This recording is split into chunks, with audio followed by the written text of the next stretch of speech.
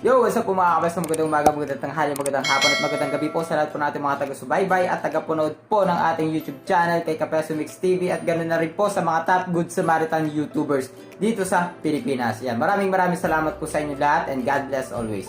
So ngayon po mga kapeso ay ito na po yung pinaka part 3 ng ating reaction video about nga po dito sa batikos o kung ano pa man dito sa Madam Ivana Alawi, yung promoting a crime. So, ngayon po mga kapeso ay ito yung bibigyan natin ng reaction. Ito yung pagpapatuloy ng pagbibigay natin ng reaction. Dito nga po sa ginawang video ni Batas natin, yung Ivana frequently asked questions for you.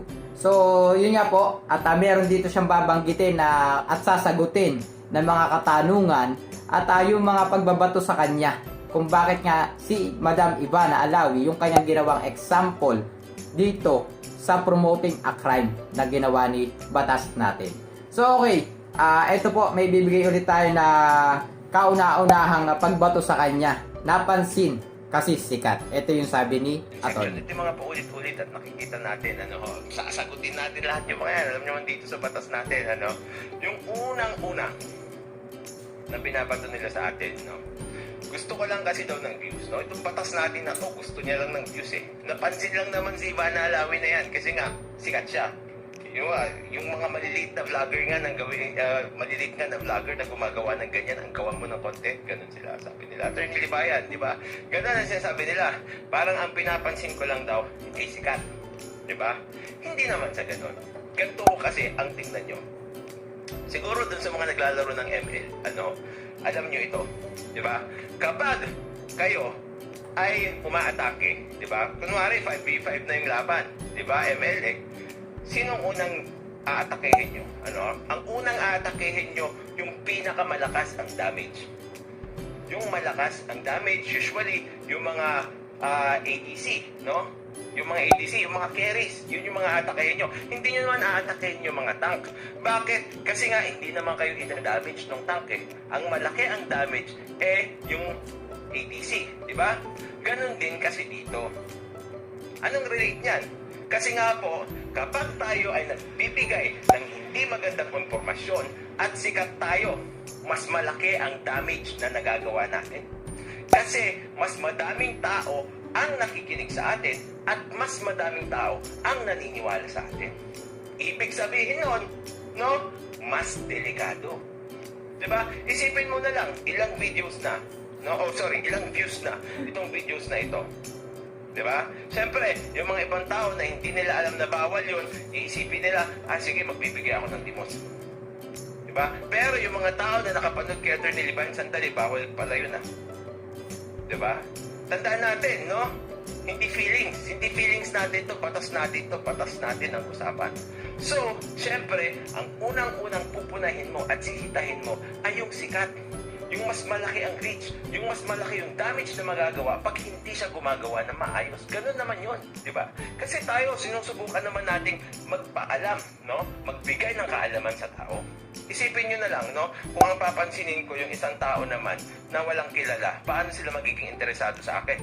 Paano sila magiging interesado at paano nila malalaman ikaw, kung hindi mo pa alam yung anti-mendicancy law. At saka, napunta ka lang dito sa batas natin dahil fan ka ni Ivana Alawi. Diba? So, kunwari, ibang tao, yung pinicture ko hindi mo kilala, malalaman mo ba na illegal yun? Hindi, diba? Simple.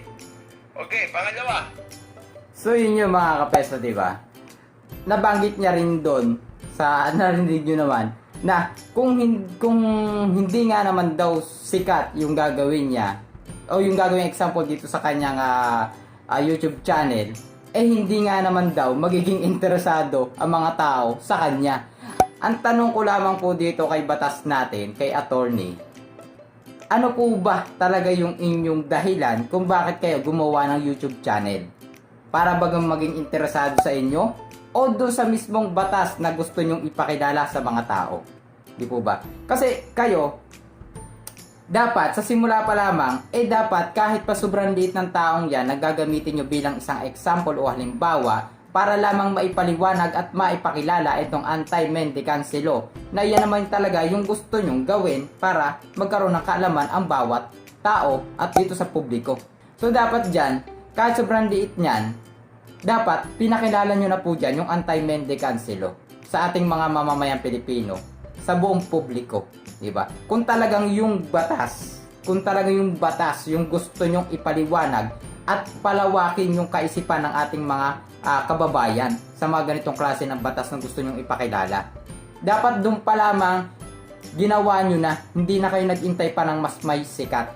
Kahit pa sabihin yung i-relate nyo dyan sa paglalaro ng ML, na dapat yung mas inuuna dyan ay yung kung sino yung pinakamalaki o kung ano pa man, eh hindi po yun. Hindi po yung dapat ibigay nating example.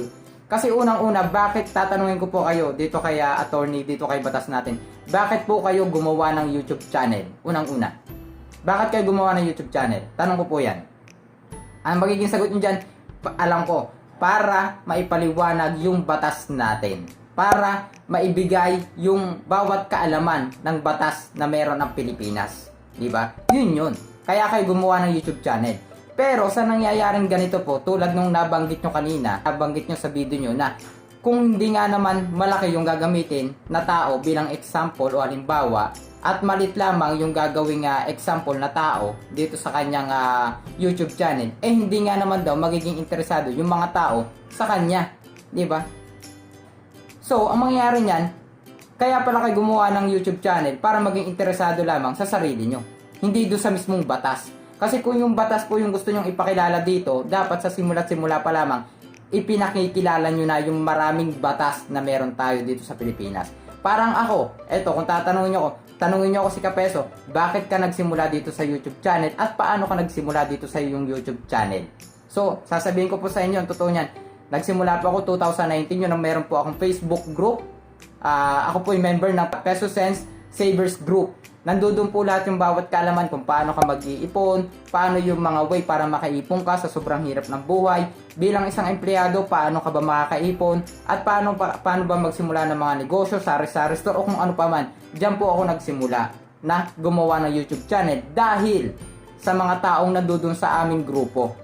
Kasi sila yung nagsabi sa akin na, ganito Kapeso, gawa ka kaya ng YouTube channel, tapos lahat ng nalalaman mo ay iyong i-share, iyong ibahagi para marami yung makapanood at marami yung magkaroon ng kaalaman na ganito pala para makaipon tayo. Ganito pala yung mga tips and advices na dapat na ginagawa natin para makaipon tayo at makapagsimula tayo ng ganitong klase ng negosyo, sari-sari store man o kung ano pa man. Diba? Ganun yun. At syempre, 2019, wala po akong pakialam sa views o kung ano pa man. Ang sa akin, nagbablog ako dyan, nagre-record ako, nagbibigay ako ng dokumentary para makapagbigay ng kaalaman sa kapwa natin, sa mga manunood. Yun po yung pinaka-purpose ko kung bakit ako nandito at bakit ako nakilala as Kapeso. Diba? Kaya nga nagtataka kayo bakit Kapeso ang tawag sa akin o yung tawag ko sa inyong lahat. Kasi nga, dito ako nagsimula. Yung pagbibigay at pagbabahagi ko sa inyo ng mga kaalaman kung paano makakaipon sa mga ganitong klase ng bagay kahit sobrang hirap na ng buhay natin. Hindi po ba? Na ganito pala magsimula sa mga ganitong klase ng negosyo, sari-sari store o kung ano pa man. Di ba? Kung babalikan nyo po yung kauna-unahan kong video, makikilala nyo po kung sino ako. At syempre, hindi po ako naggumawa ng YouTube channel para kumita lamang. Ito po ay ginawa ko para magbahagi ng ating kaalaman o aking kaalaman na meron ako. Di po ba? Yun yung pinupunto ko dito. So kung kayo dito sa batas natin, dito kaya Attorney Dibayan, dapat kung talagang ang purpose nyo ay makapagpalawak o magbigay kaalaman sa ating mga manunod, dapat sa simula-simula pa lamang na may gumawa ng ganyang klase ng eksena o senaryo, ay dapat unang-una yun yung inyong binatikos o yun yung unang-unang pinunan nyo. Gaano man kalit yung taong yan, gawin yung example kung talagang batas natin yung gusto nyong ipakilala dito at hindi yung mismong sarili nyo. Kasi nabanggit nyo po dito, kung hindi nga naman malaking tao ang gagamitin nyo, hindi kayo mapapansin.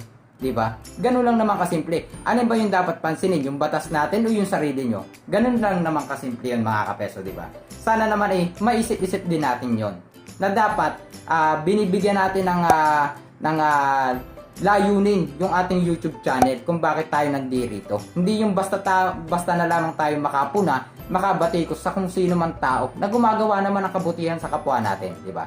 Ganun lamang po yun. So tatanungin ko ulit kayo dito kay batas natin, kaya attorney, mawalang galang na po.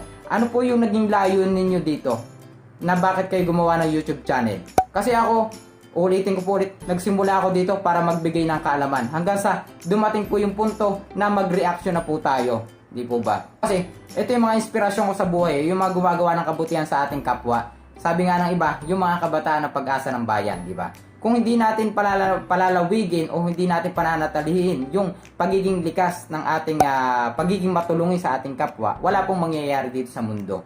Lahat tayo magkakaroon ng krimen. Lalong lalawak yung krimen. Kasi bakit? Kasi sa pagiging madamot mo sa kapwa mo dahil dito sa batas na ito na ipinapakilala natin, yung batas ng Diyos hindi na masyado nasusunod. Kung ang susundin natin yung batas ng tao, mas darami yung krimen, mas lalawak yung krimen dahil hindi tayo nakakapagbigay ng tulong na kung anong meron tayo, di ba? Sabi ko nga sa inyo, sabi nga ni Senator Manny Pacquiao, di ba? Aanin mo yung kayamanan mo, di ba? Lahat tayo mapupunta sa abo. Hindi natin madadala yan sa hukay yung ating kayamanan. Kaya bakit hindi mo ibahagi sa kapwa natin mas nangangailangan? Di ba? Ganun lamang kasimple yun. Para sa akin, ang mas palalawigin ko yung batas ng Diyos, hindi yung batas ng tao. Di ba? May mga batas ng tao na dapat natin sundin. Tama yun. Lahat naman yun. Pero may iba pa rin dito na hindi naman sobrang makatao na yung batas na ganito. Di ba?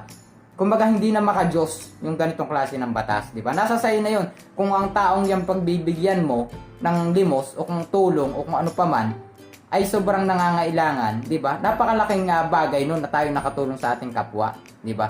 Napakalaking tulong na naibigay natin sa kanila. Nasa sa kanila lang yung mga kapeso, nasa sa atin naman yun mga kapeso. Kung gusto mo tumulong, tumulong ka. Kung ayaw mo magbigay ng tulong, huwag. Ganun lamang, ganun kasimple yun, di ba? Kung magbibigay ka ng tulong, wag mo na ring bilangin o kung ano pa man. Kung may naibigay ka dun sa taong yon, hayaan mo sila, di ba? Kung may binigay kang pagkain o tubig o pera o piso o kung 5 piso o kung ano pa man, hayaan mo na lang sila, di ba? Kung nanloloko man sila sa panghingi ng tulong o limos, nasa sa kanila yun. Mahalaga, alam ng Panginoon kung ano yung ginagawa natin sa kapwa natin. Alam ng Panginoon kung ano yung ginagawa nilang kalokohan o kung ano pa man. Di ba? Dalawa naman yan, kalokohan at katotohanan. Paano nga naman kung talaga nangangailangan ng tulong itong taong to, di ba? At hindi siya sindikato. Ganun lamang kasimple yun. Kung nagbigay ka ng piso, napakalaking tulong yun. Baka mamaya pambili na lang ng gamot yun. O pambili ng gamot ng nanay nila o kung sino pa mang miyembro ng pamilya na may sakit sa kanila. Yung piso, napakalaking tulong po niya para makaipon tayo. Yun po yung palagi kong sinasabi sa ating YouTube channel. Sa simula po tayo ay gumawa ng ganitong klase po ng vlog o ng YouTube channel. So yun po yung aking reaction dito na napansin kasi sikat. So yun po yun. Yun lamang yun mga kapeso. So okay, dito naman tayo sa number 2. Tulong versus limos. Ito, tandaan natin, ang tulong, hindi bawal yan. Yung pagbibigay ng tulong, hindi bawal yan. Bakit? Diba, tandaan natin, nakalagay dito, no? Yung 4 na basihan para sabihing mendigan ang isang tao. So, ang masama, yung limos at pagbibigay ng limos. So, ang pagbibigay ng limos dapat binibigay mo sa isang mendigan kung saan, no? May 4 siya na yan, no? Yung 4 na yan na pinag-usapan natin. So yung sinasabi nila, itong gobyerno nagbigay ng tulong, so bawal yun, nagbigay sila ng SAP. Ay syempre, hindi naman mendicat yung binigyan nila. Yung mga mendicat nagbebeg, unang-una kailangan mong humingi, no? Use begging as a means of living, tapos dapat wala kang trabaho, no? Tapos tapos wala kang trabaho at ayaw mong magtrabaho pero physically able to work ka, yung SAP na binigay nila, yung gobyerno, hindi naman yung mga tao ang humihingi na pulubi, ang binigyan nila talaga, no, yung taong bayan, no? So yung purpose talaga nun ay hindi para sa mendicants. Iba rin po, syempre kapag tayo kunwari ay nagbibigay ng tulong medical, no, medical na tulong sa isang tao kasi hindi na kaya. May trabaho naman itong mga taong ito, may means of living naman. Hindi naman pamamalimos ang pangunahing paraan para mabuhay sila. So, hindi yun illegal. So, tignan natin, no? Tignan natin ayon dito sa 4 na binanggit ko na yan kung legal yung ginagawa o hindi, no? Yung pagbibigay ng limos, illegal yan kapag binibigay mo sa mendicant at ikaw ang nagbibigay dun sa mendicant. Alright? So yun po, ang magiging reaction po natin dito dun sa pagkakaiba ng tulong at limos. So dito lang, ang mapapasin ko lang mga kapeso ay bakit nga si Madam Ivana Alawi pa ang ginawa mong example dito. Di po ba? dito kay batas natin. Napakarami nga pong pwedeng gawin na example bakit si Madam Ivana Alawi pa, o kahit pa sasabihin yung sobrang sikat kaya yun yung ginawa nyo. So sa akin ang unang-una, mali po yun. Kumbaga may counting may counting pagkakaiba lang, parang ganun yung nasa isip ko, na dapat kasi si Madam Ivana Alawi, yung binigyan niya ng tulong o reward o kung ano pa man, ay mga hardworking Filipinos po. Yun yung mga tipong nagsusumikap sa buhay. Parang si Idol Basil Manadel o The Hungry Syrian Wanderer na inyong binigyan din po dati ng advice yung kanyang kalaban, itong The 75 Group of Companies. Hindi po ba kaya nga ganun na humabol sila ng humabol dito kay Idol Basil Manadel dahil sa inyong binigay sigurong payo o advice na kumbaga may habol yung si Mr. Chang dito kay Idol Basil Manadel doon sa pagiging pinalabas sa parang collaboration. Hindi po ba? Ay wala namang kasunduan. So, alis na tayo sa ganung klase ng topic. So, dito tayo kay Madam Ivana Alawi. Si Madam Ivana Alawi po ay hindi natin masasabing mendicant kasi alam naman po natin yung estado niya sa buhay na talagang mayaman at sikat na artista. Kaya niya buhayin yung sarili niya, mga kapeso, kasi meron siyang means of living, kumbaga. Dito naman sa ginawa niya na pagbibigay ng tulong, hindi naman po pulubi yung kanyang tinulungan. Hindi po ba? So paano natin masasabing illegal? Ay hardworking Filipinos po itong kanyang tinulungan. Mga nagsusumikap sa buhay po na kahit sobrang hirap ng buhay ngayong pandemya, ay nakakagawa pa ng tulong sa ating mga kababayan. Kasi ito po yung unang-unang ginawa ni Madam Ivana Alawi, na gumawa siya ng social experiment upang malaman po kung talagang may mga tao pa ba, may mga kababayan Pilipino pa ba na nabubuhay dito sa mundo na talagang may kabutihang puso para sa kanilang kapwa-tao. Di po ba? Ito yung ginawa niya para malaman lamang na may mga ganitong klase pa ng tao sa mundo na nabubuhay at may kabutihang puso para sa kanilang kapwa-tao. So, yun po yun. So, bakit siya pa yung ginawa nyong example, ika nga, di ba? Kasi, hindi naman po illegal yung kanyang ginawa. So, yun yung pinaka-point ko po dito. Napakarami nyo po pwedeng gawin na iba pang example bakit si Madam Ivana Alawi pa. So, yun lagi yung magiging tanong ko. At alam ko naman yung naging sagot nyo nung umpisa na dahil nga siya yung sikat at baka mamaya, ito yung isang social influencer na mali na yung ipinapakilala sa bawat tao o sa kanyang mga followers. Unang-una, hindi naman po ganun kasama yung ginagawa ni Madam Ivana Alawi. Yun nga po yung kumbaga pag-asa ng ating mga kabataan, ika nga. Yung mga ganong klase ng gawain na tumulong tayo sa kapwa natin. Na panatilihin natin yung salitang bayanihan na mas talagang likas sa ating mga Pilipino, yung pagtulong sa ating kapwa-tao. Yun po yung dapat na palagi nasa sa isip at nasa sa puso natin. Yung batas ng Diyos. Yung batas ng tao po, mga kapeso, ay may iba't ibang kategorya yan na dapat sinusunod natin. At tulad nga nitong anti-mendicancy law, yun po ay taliwas sa batas ng Diyos. At yun nga po, batas ng tao yan. So nasa sa atin na yan kung ano yung susundin natin dyan. Pero para sa akin, kung ako yung palagi nyo tatanungin, batas ng Diyos pa rin yung aking masusundin. Kumpara dyan sa batas ng tao dito sa anti-mendicancy law. Lalo na sa hirap ng buhay ngayon at pandemya. Kaya pag may nakita ka dyan sa kalsada, kahit pa 20 pesos yung fine yan, isupalpal nyo na po sa akin. Tutulong ako dyan sa isang taong yan. Bibigyan ko ng tulong yan sa abot ng aking makakaya. Dahil yun po yung dapat na mas ating inuuna at mas pinapalawak pa para sa ating mga kabataan na dapat tularan nila balang araw. Di po ba? Kasi kung susundin natin yung batas ng tao na huwag ka magbigay ng limos sa mga ganyang klase ng tao. Kasi nga, unang-una, yung katotohanan at kasinungalingan yun nandiyan dyan. Maaaring niloloko ka ng isang taong to, pero nasa sa atin naman yun eh. Nakikita mo naman yun eh, mararamdaman mo naman yun sa isang tao kung talagang ikaw ay maka-Diyos at makatao. Diba? Mararamdaman mo yan kung talagang niloloko ka o hindi. Mararamdaman mo yung kung talagang gutom na siya at ilang araw na siyang hindi kumakain. Kasi ranas ko po yan at syempre, on actual po, marami akong nakikilalang ganyan at nakakasama dyan sa lansangan. Iba po kasi yung ganun eh. Pag palagi mo silang nakakasama at lagi mo silang nakikita araw-araw, di ba?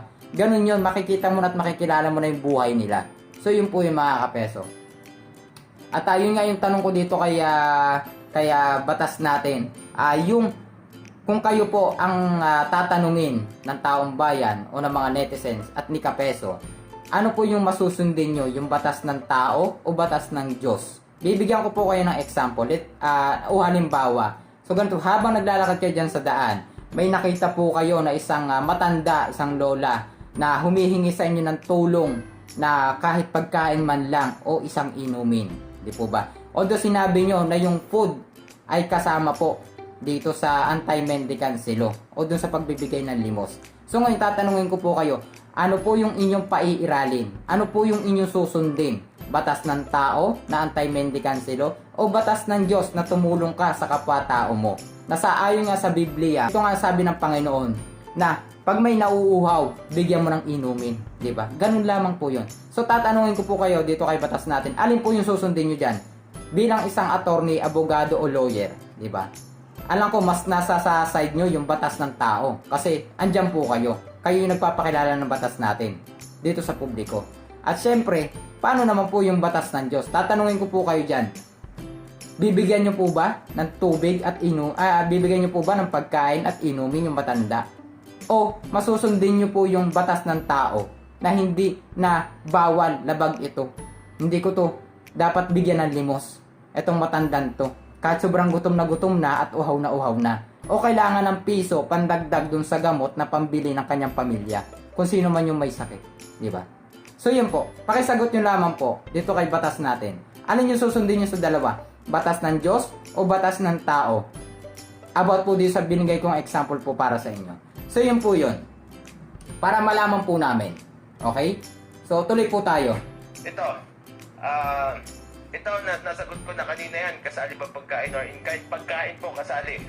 Pagkain ha, pagkain lang. Yung in-kind po, hindi nakalagay. Kasi ang sabi doon, money or food. So yung in-kind, depende yan. Alright, pero food, pagkain, kasali, definitely. So yun po mga kapeso, bibigyan po natin reaction nito. Yung pagkain nga daw po ay kasama dito sa anti-mendicant law. So yun po ulit, dahil nga nabanggit yun po ito ulit yung ating tanong about nga po sa nating ginawa nating example para po sa inyo kay batas natin na pag may dumaan po ba dyan, ano po yung susundin nyo? Yung batas po ba ng tao o batas po ng Diyos na may nangangailangan po ng pagkain o inumin dyan sa inyo sa lansangan na inyong madaraanan. So yun lamang po, pakisagot na lamang po dito po kay batas natin, kay Attorney Dibayan yan po. Maraming salamat po sa inyo. Sana po ay masagot nyo po yan kung alin po yung talagang masusundin nyo o hindi kayo lalabag sa batas natin pero doon po sa batas ng Diyos ay lalabag tayo, di ba? So yun lamang mga kapeso. So tuloy po natin. Ito, yan, tanong din na marami. Attorney, no, bakit hindi mo kasuhan si Ivana kapag nanalo ka sa korte laban kay Ivana Alawi? Doon na ako mabibilip sa'yo, sabi ganyan sa akin. Unang-una, no, bakit ko siya kakasuhan? Ano, syempre, alam naman natin na tayo dito sa batas natin ay nagpapalaganap ng kaalaman sa batas. Ano? So, bigyan ko lang naman ng reaction. So, yun nga, bakit nyo ginawang example ito si Madam Ivana Alawi na dun sa paglalagay nyo ng title ay promoting a crime? Di po ba? Ibig sabihin may nilabag na batas itong si Madam Ivana Alawi. Di po ba? So, dapat, sa paggawa nyo ng example, dapat, sa pagpapakilala nyo rin ng batas na ito na anti-mendicant law, dapat tinuturuan nyo po ng leksyon. Etong si Madam Ivana Alawi, hindi po ba? Kasi kayo po yung nasa batas. At syempre, siya po yung ginawa nyong modelo dito. Na ginawa nyong parang medyo mahalay na ng konti o kaya talagang mahalay yung kanyang title na promoting a crime. Hindi po ba? So pinakilala nyo na itong anti-mendicant law sa pamamagitan ni Madam Ivana Alawi. At sana dapat ay dito ipinapakilala nyo rin po na may ngipin itong batas na ito na anti-mendicant law. So pagmultahin nyo po itong si Madam Ivana Alawi. Total, binatikos nyo na rin naman po. Hindi po ba? So dapat kasuhan nyo. Kayo yung unang bumatikos dito kaya dapat kasuhan nyo. Para syempre yung pinapakilala nyong batas malaman talaga namin batas talaga. Hindi po ba? So yun lang naman yung ano natin dito mga kapeso. O okay, tuloy po tayo. Ayan. Hindi naman alam nyo itong nagawa niya na ito, malamang sinasabi nga ng marami, no, hindi naman sa malamang, no, sigurado dahil nga sinasabi niya good faith, no, gusto niyang tumulong talaga. Pero ang problema, ignorance of the law excuses no one from compliance to read. Tama So, yun. ibig sabihin, kahit hindi mo alam yung batas, kailangan ka pa rin sumunod. Pero syempre, para sa 20 pesos, alam nyo, hindi naman siya pwedeng kasuhan kasi under the mendicancy law. Kasi anti-mendicancy law, kasi hindi naman siya mendicant at hindi naman siya nagbibigay ng nagbibigay ng palimos doon sa mga mendicants. Actually, ang pwedeng pumasok dito yung mga obscene publications. No, yung obscene publications nung papublish ka ng against sa morals. Diba? O kaya ikaw ay nagpa-publish ng mga videos kung saan wala itong kabuluhan, kundi sirain lang yung moralidad ng tao. Diba? Sa tingin ko, hindi naman papasok ito dito kasi may magandang intention naman siya. Diba? So, yun yun. Di ba? Yun yung pinupunto din natin dito. Pinipinpoint natin, di ba mga kapeso? So, wala ka rin palang kumbaga wala rin pala kayong magiging hakbang about po dito sa ginawa ni Madam Ivana Alawi na sinasabi nyo promoting a crime, di po ba? Na panghihikayat ni Madam Ivana Alawi ng krimen, di ba? Ganun po yung ginawa nyong title. So dito pala bandang huli hindi nyo kayang kasuhan dito sa batas na sinasabi nyo at ipinakikilala nyo sa amin, di ba? So ano pang silbi ng batas na ito, di po ba? At bakit si Madam Ivana Alawi pa nga yung ginawa nyong example dito sa batas na ito na ikinonect nyo sa anti-mendicancy law, tapos bandang huli pala ay hindi nyo pala kayang kasuhan o hindi nyo pala kayang bigyan ng pangil itong batas na inyong pinapakilala sa amin. Hindi po ba? Na magkakaroon ng fine na 20 pesos. So ngayon, ito yung tanong sa inyo ng netizens. Hindi po ba? Bakit hindi nyo kasuhan si Madam Ivana Alawi? Yun yung pinaka-the best doon. Di ba? Kasi pinuna nyo. Kasi binatikos nyo.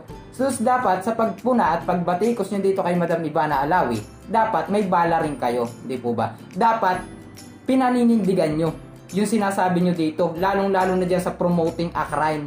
At dito sa ilalim na nakalagay na Ivana Alawi nanghihikayat ng krimen. Di ba? Napakalaking damage din po nun para kay Madam Ivana Alawi. Doon sa mga taong makakakita, makakabasa at makakapanood nun. Di po ba? Nabibigyan nyo ng mali siya. Nabibigyan nyo ng puna. Nabibigyan nyo ng ganong klase ng batikos na bandang huli pala hindi nyo kayang kasuhan. Dapat unang-una kayo yung nagkakaso kay Madam Ivana Alawi. Dapat unang-una kayo yung nagkakaso dito kay Madam Ivana Alawi. Hindi po ba? Kasi kayo yung gumawa ng ganitong klase ng reaction o ganitong klase ng paggamit sa kanya bilang isang example. Hindi po ba? Ginawa nyo yung example si Madam Ivana Alawi, pinakamodelo para saan?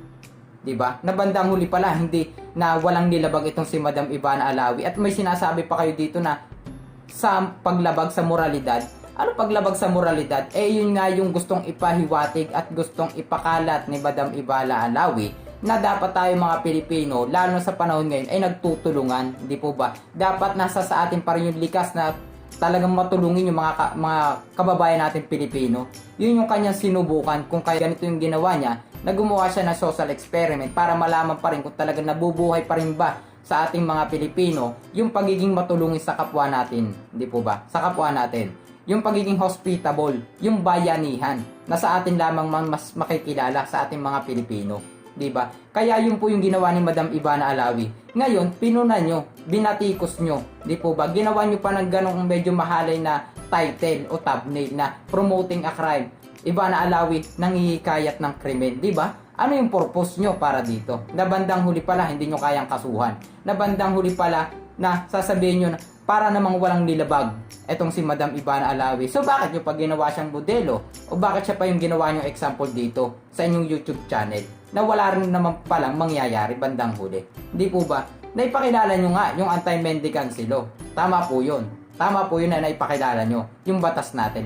Pero ang mali lamang po doon ay bakit si Madam Ivana Alawi pa ang ginawa niyong example na bandang huli pala ay hindi naman pala ganun kakonektado yung kanyang pagkatao at yung kanyang ginawa dito sa pinapakilala niyong anti-mendicancy law. Di po ba? So, ang nangyari lamang dito parang nadumihan lamang ang pangalan ni Madam Ivana Alawi sa inyong pagbatikos sa kanyang pagtulong sa ating mga kapwa Pilipino, sa ating mga kababayan na mas nangangailangan at lubos na nangangailangan dyan sa lansangan. Di po ba? At yun po yung tanong ko dito para kay batas natin na yung madaraanan nyo po dyan sa lansangan na humihingi ng tulong kahit pagkain at inumin man lang, isang matanda, isang lola na humihingi sa inyo ng tulong na madaraanan nyo dyan, ano po yung gagawin nyo? Bibigyan nyo po ba ng pagkain? Bibigyan nyo po ba ng maiinom o inumin itong matanda? O masusundin nyo yung batas na inyong ipinapakilala dito sa ating publiko? Di po ba? Dito sa ating mga kapwa Pilipino. Di po ba? Na bandang huli pala, wala rin naman palang parang ngipin. So dapat ang ginagawa nyo, kasuhan nyo si Madam Ivana. Total binatikos nyo na rin naman, pinunan nyo na. So yun po, pakisagot nyo na lamang din po yun. Dito po kay batas natin. Batas ng tao o batas ng Diyos ang inyong susundin. Sa ganong klase po ng pagkakataon na may madaanan kayong matanda dyan sa lansang. So yun nga po mga kapeso. So ituloy po ulit natin. Medyo nag-ano tayo ng reaction. So okay, tuloy po ulit natin yung bakit di nga kinasuhan o kaya bakit hindi kasuhan ni Attorney Libayan ito si Ivana Alawi. Okay, so ito po, continue po ulit natin. Dito sa di ba? O kaya ikaw ay nagpa-publish ng mga videos kung saan wala itong kabuluhan, kundi sirain lang yung moralidad ng tao. Di ba? Sa tingin ko hindi naman papasok ito dito kasi may magandang intention naman siya. Di ba? So, lesson, di ba? Matuto na lang tayo. Di ba? Matuto na lang tayo kasi kakasuhan ko pa ba? At saka, unang-una pa, ba't kailangan kong kasuhan yung tao na yun para mabilib ka sa akin? Di ba? Sino ka? Hindi nga kita kilala, tapos gusto mo mabilib. Gusto ko pala mabilib ako sa'yo. Ay, hindi. Baliktad. Gusto mo, parang gugustuhin ko na mabilib ka sa akin. Ganon, gugustuhin ko na mabilib ka sa akin. Tandaan din natin, dito sa social media, you cannot please everyone, no? At saka, di ba, hindi naman kailangan bilib ka lahat sa akin, okay lang, no? Isa, dalawa, tatlo, okay na, no? Nakikinig, nanonood, nakakaintindi, okay na yun. So, yun nga po mga kapeso. At dito, bandang huli pala ay hindi nga niya kayang kasuhan. Ito si Madam Ivana Alawi. So, ngayon tinatanong niya ni Attorney Libayan o ni batas natin, bakit ko kailangan kasuhan si Madam Ivana Alawi? Diba? Bakit ko kailangan kasuhan para mapabilib kayo? Kasi unang-una, bakit nga po? Ito yung unang-unang kaano namin. Bakit nyo kasi pinuna? Bakit nyo kasi binatikos? At bakit nyo nilagyan ng ganyang klase ng title na promoting a crime, Ivana Alawi, nanghihikayat ng krimen? Diba? Yun po yung aming pinupunto dito. Kaya nga po sinasabi namin sa inyo, ba't hindi nyo nalang kasuhan itong si Madam Ivana Alawi? Di po ba? Kung napunan nyo rin naman na may paglabag siya talaga sa batas. Tapos, malalaman nga namin dito, bandang huli, ay hindi rin po pala lumabag ng batas etong si Madam Ivana Alawi. Di po ba? Na sa inyong title ay talagang taliwas naman dun sa bandang huli ng inyong video. So, dapat, kung talagang gusto nyong maipaliwanag ng maayos at gusto nyong ipakilala sa amin itong anti-mendicant law o yung batas natin dito sa Pilipinas, dapat kahit hindi na lamang kayo kumuha ng example para maipakilala natin itong batas natin. Ito nga po yung unang inuulit ko nung una na nagsimula po ako sa YouTube channel na ito nang wala po akong pakialam sa views o kung saan pa man. Nagsimula ako para magbigay ng kaalaman.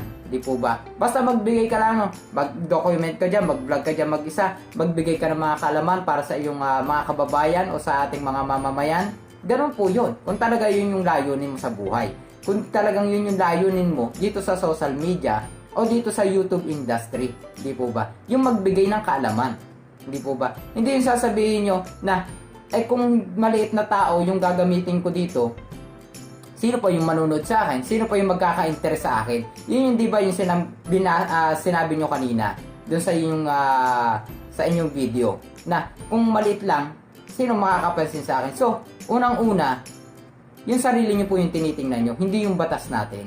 Kasi kung talagang batas natin yung gusto nyong ipakilala, kahit hindi na kayo maglagay dyan ng example, kung talagang gusto nyong ipakilala, pwede naman kayo maglagay ng title, ano ang anti-mendicancy law? Di po ba? Para alam ng bawat tao, kahit pasabihin natin na hindi kayo ganyang kasikat na attorney, pero pag may nagkita dyan na isang tao, pwede niyang i-refer sa iba, pwedeng i-recommend ni YouTube yan. Di po ba? Pagka nagkakaroon na ng views. So dito talaga, ang habol nyo, magkaroon tayo ng views. Di po ba? Kasi kung talagang kaalaman at kaalaman lamang yung pag-uusapan, yung pagbabahagi natin ng kaalaman, dapat doon pa lamang, sa rami ng inyong nalalaman bilang isang lawyer, bilang isang abogado, dapat yan lahat sinasabi nyo na. Kumbaga wala kayong pakialam sa views o kung sa ano pa man. Basta mag-upload kayo ng mag-upload, gumawa kayo ng vlog na pagbibigay ng kaalaman, dapat ganun lang yung layunin natin dito. Kung talagang batas natin yung gusto nyo ipaliwanag. Hindi po ba? Although marami na nga tayong napansin nung una na dapat binatikos nyo na. Hindi na kayo naghintay ng ganitong kasikat na tao para lang gawing context o gawin nyo lang na content dito sa inyong YouTube channel. Hindi po? Para batikusin lamang. Tapos bandang huli nga, ay ganun pala, na wala rin naman palang nilabag itong si Madam Ivana Alawi at hindi nyo kayang kasuhan. So para saan pa yung pag-featured nyo kay Madam Ivana Alawi dito sa inyong YouTube channel, di po ba? Na parang anong nangyari kasi doon ay parang sobrang sama na ng ginawa ni Madam Ivana Alawi na may sinasabi pa nga kayo dyan na moralidad. So yun nga yung sinabi ko kanina. Hindi po ba? So yun lamang mga kapeso. No against naman kahit kanino or kung ano pa man. Ang sa akin lamang ito yung opinion ko. Kasi siyempre kung ano yung nalalaman at pwede kong sabihin, karapatan ko yun. May kalayaan lahat tayo na magsalita sa ating mga naririnig, nakikita at napapanood. Hindi po ba? So yun lamang yung para sa akin na dapat hindi nyo na ginawang konsepto si Madam Ivana Alawi o ginawa yung modelo dyan sa YouTube channel nyo para lamang maipaliwanag at maipakilala itong anti-mendicants law. So pwede naman kayong gumawa ng isang concept dyan na ano ba ang anti-mendicants law. Di po ba? Pwede naman ganun lang. Tapos doon talakayin nyo at ipaliwanag nyo ng maayos kung ano ba yung nilalaman ng anti-mendicants law. Hindi po ba? Hindi yung gagawa pa kayo ng isang malaking konsepto para lamang makilala itong batas na ito. Mali po yun. Kasi kung talagang layunin natin ang magpakilala at magbigay kaalaman sa mga mamamayan, sa mga tao ng ganitong klase ng batas, magbablog na lamang po tayo dyan at i-document na lamang po natin kung ano ba itong batas na ito na gusto nating ipakilala sa mga kababayan natin Pilipino. Yun lamang naman po yun sa akin, di ba? So yun lamang po mga kapeso, yun po yung reaction natin about dito. Although may mga ibang reaction pa na gusto kong bigyan dito sa kanyang pagtalakay nga po dito sa frequently asked question dito kay Madam Ivana Alawi at doon sa mga pagbabash o pagbato at katanungan ng mga netizens about nga dito sa naging issue kay Madam Ivana Alawi. So yun lamang mga kapeso, sana po ay nagkaroon tayo ng konting kaalaman, di po ba? At yun syempre, yung katanungan natin dito kay batas natin na kung ano po ba yung susundin nyo, yung batas ng tao o batas ng Diyos pagdating po sa ating mga kababayan Pilipino na naghihirap o nangangailangan. Yung ba ay inyong tatanggihan yung pagbibigay ng pagkain o inumin man lang doon sa isang matanda na kung may makasalubong kayo dyan sa kalsada dahil sa pagsunod nyo dyan sa batas ng tao na ating pinapatupad. Di po ba? So yun lamang, para po sa akin, batas ng Diyos pa rin ang kailangang manaig dito sa mundo upang mas mabawasan pa po yung krimen. Yun lang naman yun. Kasi kung may kabutihan tayo sa kapwa natin, hindi po magkakaroon ng krimen. Yun po yun.